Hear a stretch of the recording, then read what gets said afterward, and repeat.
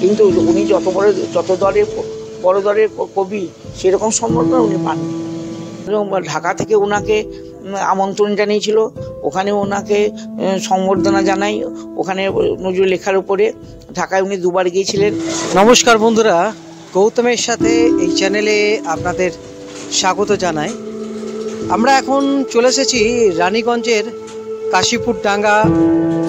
এই শায়েরি আপনারা অনেকেই জানেন না, এই যে বাসগৃহ, এই বাংলা সাহিত্য জগতের এবং আমাদের টিডিবি কলেজের স্বনামধন্য অধ্যাপক, কবি, সাহিত্যিক ডক্টর আব্দুস সামাদ, তার বাসগৃহে আমরা এসে উপস্থিত হয়েছি। তিনি নেই, 10 বছর হয়ে গেল, কিন্তু তার সাহিত্য, তার লেখা অসংখ্য বই, কাব্যগ্রন্থ নিয়ে আজকে আমরা এখন ওনার বাড়িতে এসে উপস্থিত হয়েছি। সে স্বনামধন্য কবি, সাহিত্যিক ডক্টর আব্দুস সামাদ।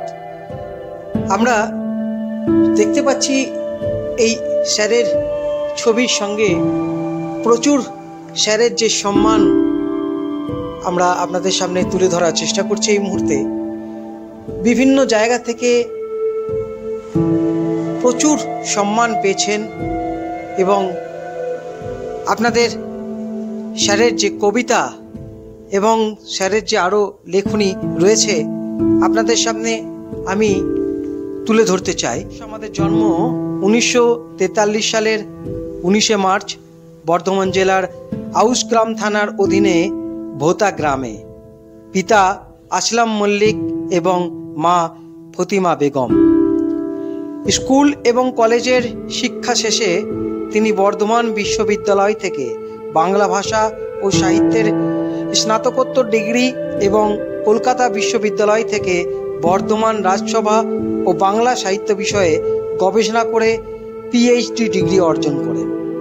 রানীগঞ্জ টিডিবি কলেজের অধ্যাপক হিসেবে তিনি দীর্ঘদিন বহু ছাত্রছাত্রীর কাছে সুনাম অর্জন করেছিলেন। কৈশোর বয়স থেকে তার কাব্যচর্চায় আসক্তি পরবর্তীকালে একটা বিশেষ বৈশিষ্ট্য অর্জন করেছিল। অসংখ্য পত্রপত্রিকায় তার কবিতা প্রকাশিত হয়েছে। প্রথম কবিতার বই বুকের ভিতরে অন্য কেউ 1977 সালে প্রকাশিত হয়। প্রকাশিত গ্রন্থ সংখ্যা 11টি। তাছাড়া বিদ্যালয়ে পাঠ্য কিছু গ্রন্থ তিনি রচনা এবং সংকলন করেছিলেন। তার রচনাবলীর মধ্যে রয়েছে কবিতা, নাট্যকাব্য, অনুবাদ সাহিত্য, সঙ্গীত এবং প্রবন্ধ। 2015 সালের 14 জুলাই মাসে কবির প্রয়াণ ঘটে। প্রচুর পুরস্কারে ভূষিত, প্রচুর সম্মান দেখতে পাচ্ছেন। নজরুল পুরস্কার থেকে প্রচুর সম্মানে তিনি সম্মানিত হয়েছিলেন কবি আব্দুস সামাদ। এখন আমরা পেয়ে গেছি কবি আব্দুস সামাদের সহধর্মিণী শ্রী জাহানারা বেগম, এবং তিনি ছিলেন সেই বিবাহ বন্ধনের পর থেকে শেষ অবধি। এবং আমরা এখন এই মুহূর্তে জানতে চাইবো আপনি কেমন আছেন? আমি এখন ভালো আছি। আচ্ছা, ভালো আছি। হ্যাঁ, মরে যাওয়ার পরে যেমন হয় মানুষ, ঠিক আছে, এখন ঠিকই আছি। হ্যাঁ, এই যে স্যারের যে সৃষ্টি, এত কাব্যগ্রন্থ, প্রায় 11টির উপরে কাব্যগ্রন্থ, প্রবন্ধ, বিভিন্ন অনেক গানও লিখেছিলেন। হ্যাঁ, উনি গানও লিখেছেন, অনেক কবিতাও লিখেছেন। সব কবিতা বইয়ের আকারে ছাপানো হয়নি। সমগ্র কবিতাগুলো আমি একটা বইয়ের আকারে ছাপিয়েছি। বছর 4 হলো। আব্দুস সামাদ কবিতা আরও কবিতা ছিল, কিন্তু আমি সেগুলো ছাপাতে গেলে অনেক বড় হয়ে যায় বলে আমি অতগুলো ছাপাইনি। এটাই 400 উপরে পাতা হয়েছে, যতগুলো পেরেছি আমি ছাপিয়েছি। উনি অর্ধেকটা কাজ করে গিয়েছিলেন মানবমন্দির রায়কে দিয়ে। তারপর আমি বাকিগুলো কবিতাগুলো একসঙ্গে জড়ো করে মানবমন্দিরকে দিয়ে বইয়ের আকারে প্রকাশিত করি। বিবাহের পর একসঙ্গে বহুদিন আপনি কাটিয়েছেন। একটুখানি স্যার কেমন ছিলেন? কখন স্যার লিখতেন? কোথায় লিখতেন? উনি সারা রাতে লিখতেন, দিনেও লিখতেন। অন্য সাংসারিক কাজ খুব একটা করতেন না। উনি বইপত্র নিয়ে থাকতেন, রাতেও লিখতেন, দিনেও লিখতেন। উনি পড়াশোনা নিয়ে থাকতেন। উনি এও বলেছেন যে আমার সংসার করা আমার ছিল না, আমি যেরকম ধরনের লোক, আমার বিয়ে শাদী না করলে আমি আরও ভালো অ্যালবল এতে থাকতে পারতাম, বইয়ের সঙ্গে যুক্ত থাকতে পারতাম। কিন্তু বেশিরভাগই সময় লেখালেখি করতেন, বাড়িতে লোকজন আসতো, লেখালেখি করতেন, রাতেও রাত জাগতেন। মারা 2 মাস আগেও তুমি রাত 1টা-1:30টা পর্যন্ত লিখেছেন, বলে আমি যদি কিছু হয়ে যায় তাহলে আমি এটা শেষ করতে পারবো না। অনেক প্রবন্ধ লিখতে চলে গেছেন, তো অনেক প্রবন্ধ অর্ধেকটা হয়নি। ভালোবাসতেন, খুব নিরীহ ছিলেন, খুব কম কথা বলতেন, খুব নিরীহ মানুষ ছিলেন। মানে ভ্রমণের শখ ছিল, কোথাও ঘুরতে যাওয়ার? হ্যাঁ, উনি ঘুরতে যাওয়ার খুব শখ ছিল, আগে খুব ঘুরেছেন আমার বিয়ের আগে। বিয়ের পরে খুব একটা বই নিয়ে থাকতেন, উনি কোথাও ঘুরতেন না, যেতেন না, খুব কম।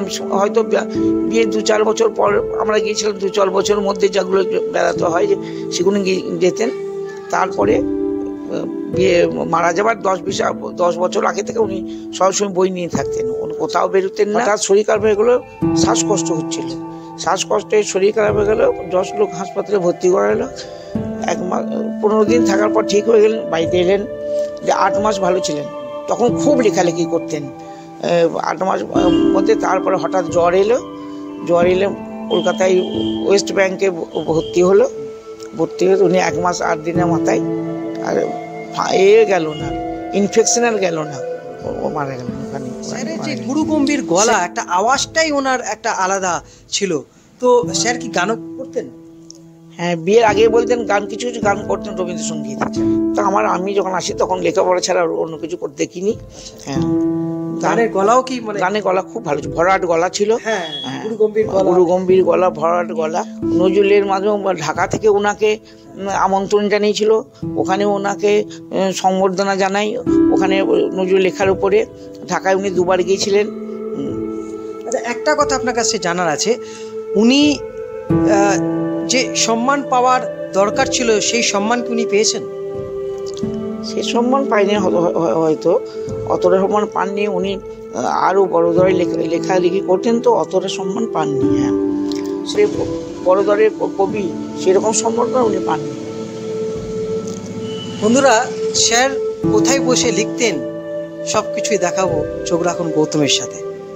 82 সাল বিবাহ বন্ধনে আবদ্ধ হয়েছিলেন জাহানারা বেগম। আপনার বাড়ি বর্ধমান, প্রপার বর্ধমান। আচ্ছা, আছে বর্ধমান জেলা, কেশবগঞ্জ চটি আছে, ওইখানে। আচ্ছা, ওইখানে বাড়ি আমার। তারপর বিবাহ বন্ধনের পর উনি রানীগঞ্জে, তারও 12 বছর আগে, স্যার বিবাহের আগে রানীগঞ্জে এসেছেন। হ্যাঁ, আগে মানকরে চাকরি করতেন, মানকরের পরে আমার বিয়ের 12 বছর আগে উনি টিডিপি কলেজে অধ্যাপনা করেন। টিডিপি কলেজে কত বছর অধ্যাপনা করেছেন? তাও 33 বছর। 33টা বছর টিডিপি কলেজের বাংলা সাহিত্যের অধ্যাপক ছিলেন।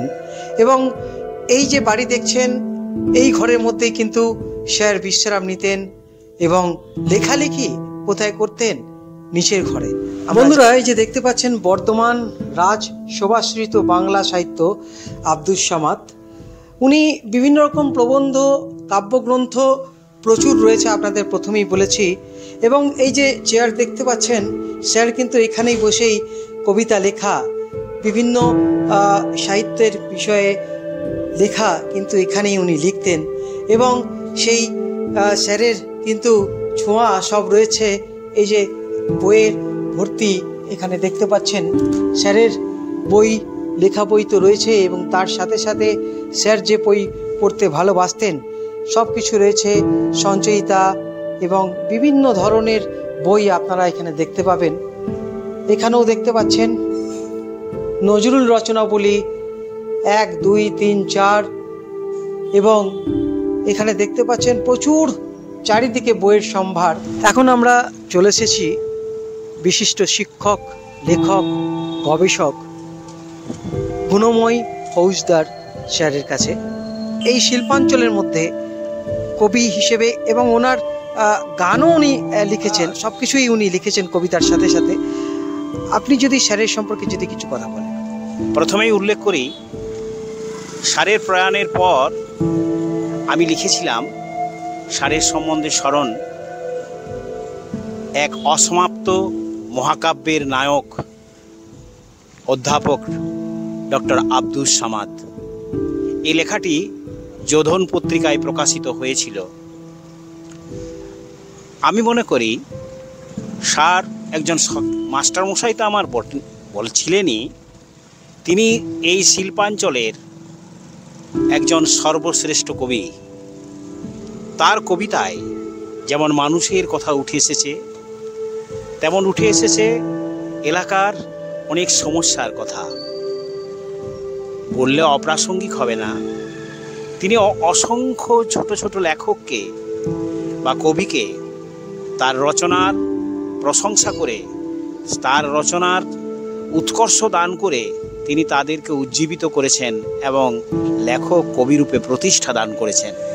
স্যার এই অঞ্চলের, এই শিল্পাঞ্চলের, রানীগঞ্জ শিল্পাঞ্চলের কবিদের উপর, রানীগঞ্জ শিল্পাঞ্চলের গল্পকারদের উপর, রানীগঞ্জ শিল্পাঞ্চলের প্রাবন্ধিকদের উপর ট্রিনিটি ট্রাস্টের সহায়তায় তিনি 3খানি বই প্রকাশ করেছিলেন। তাতে অসংখ্য সাহিত্যিকের কথা তিনি তুলে ধরেছেন এবং তাদের জীবনীর কথা তুলে ধরেছেন এবং তাদের সাহিত্য বিষয়ের কথা তুলে ধরেছেন। বললে অপ্রাসঙ্গিক হবে না। আমি অল্প স্বল্প লিখি, গল্প বিশেষত প্রবন্ধই বেশি লিখি এবং আমার অসংখ্য প্রবন্ধ তাদেরকে আমি মুগ্ধতা দান করতে পেরেছি, এই সৌভাগ্যবান আমি। আমার গল্পগুলি যখন বিভিন্ন জায়গায় বেরোই, স্যার একদিন বললেন, গুণময়, যে লেখাগুলি সাময়িক পত্রে বেরোয় তাকে স্থায়িত্ব দান করার জন্য সংকলন করতে হয়। আমার প্রথম গল্প গ্রন্থ নয়াঞ্জলি অন্যান্য গল্প, তার ভূমিকা কিন্তু লিখেছেন ডক্টর আব্দুস সামাদ। তাই ডক্টর আব্দুস সামাদ সম্বন্ধে বলে শেষ করা যায় না। তার গানগুলি অসাধারণ। অন্নদায়িনীর গান জীবনের শেষে তিনি লিখলেন। আরেকটি কথা বলার দরকার আছে, তিনি এমন বেশ কিছু প্রবন্ধ তিনি রচনা করেছেন যা অপ্রকাশিত থেকে গেল। তিনি একটি পুঁথি তিনি সংগ্রহ করেছিলেন বাঁকুড়া থেকে, সেটিও প্রকাশের আলোয় এলো না। আমি শিয়ারসোল রাজ হাই স্কুলের শিক্ষকতার সূত্রে যখন আমরা নজরুল জন্ম শতবর্ষ করছি, তখন স্যারের সান্নিধ্য আমরা পেয়েছি। আমরা যখন সার্ধ শতবর্ষ নজরুল স্মৃতি বিজড়িত স্কুলের 150 বছর সার্ধ শতবর্ষ করছি, তার স্মরণিকায় স্যার একটি মূল্যবান লেখা লিখেছিলেন, শিয়ারসোল রাজ উচ্চ বিদ্যালয়, নজরুল ও তার মাস্টারমশাইরা। তাও কিন্তু প্রকাশিত হলো না। তাই আমি স্যারকে মনে করি তিনি এক অসমাপ্ত মহাকাব্যের নায়ক। তার কবিতা আমরা শিশুকাল থেকে পড়েছি, শিশু পাঠ্য থেকে আরম্ভ করে তার কবিতা একেবারে স্নাতক এবং স্নাতকোত্তর শ্রেণীতে পাঠ্য হওয়া উচিত আমি মনে করি। এবং তাকে আমাদের এই অঞ্চলের কবিরূপে আমরা তার চর্চা, তার পঠন, তার পড়া এবং তাকে আলোচনা করে যেন তার প্রতি আমরা যথেষ্ট শ্রদ্ধা নিবেদন করতে পারি, এই আশা রাখি সকলের কাছে। সারা জীবন ছাত্র পড়িয়েছেন এবং ছাত্র পড়িয়ে যেন সংসার জীবনে তার ছেলেদেরকে প্রতিষ্ঠা দান করার জন্য আমার মনে হয় অন্যরা একমত না হতে পারে, স্যার যেন সংসার সংগ্রামে নিরন্তর সংগ্রাম করে গেছেন। এই করতে গিয়ে তিনি ছিলেন প্রচার বিমুখ। অনেক লেখা অনেকের কাছে পৌঁছায়নি এবং অনেক জিনিসকে তিনি প্রকাশের আলোয় আনতে পারেননি। তাই আমি মনে করি ডক্টর আব্দুস সামাদ শিল্পাঞ্চলের প্রথম শ্রেণীর কবি রূপে প্রকৃত সম্মান তিনি লাভ করেননি। তিনি যদি আর ঈশ্বরের কৃপায় আরও কিছুদিন বাঁচতেন, তাহলে হয়তো তিনি কিন্তু আশা করি তিনি প্রতিষ্ঠা পেতেন, আরও প্রচারের আলোয় আসতেন। এবং এ বিষয়ে ডক্টর আব্দুস সামাদ বিষয়ে ডক্টর মনোজ চক্রবর্তী তার অভিন্ন হৃদয় বন্ধু একটি কবিতা লিখেছিলেন, যে একটি লেখায় লিখেছিলেন যে তার সঙ্গীতের যে মূর্ছনা আভোগেই এসে শেষ হয়ে গেল, পূর্ণতা লাভ করল না। তাই গৌতমের এই প্রশ্নের উত্তরে আমি বলতে পারি স্যার প্রকৃত মর্যাদা বা তথা প্রকৃত প্রচার তিনি পাননি। সত্যিকারের এই মহান কবি, আমরা হয়তো স্যারকে সেভাবে অনেকেই জানতে পারিনি, কিন্তু আজকে গৌতমের সাথে এই চ্যানেলে আমি চেষ্টা করলাম স্যারকে নিয়ে কিছু করার এবং স্যারের সম্পর্কে কিছু জানার, এবং আপনাদের সামনে তুলে ধরলাম। স্যারের যে লেখা রয়ে যাবে চিরজীবন, স্যার থাকবেন আমাদের এই মনের মণিকোঠায়। স্যার, আপনি যেখানেই থাকুন ভালো থাকুন। আজকের মতো ব্লগ এখানে শেষ করছি। আপনারা ভালো থাকুন, সুস্থ থাকুন। ধন্যবাদ।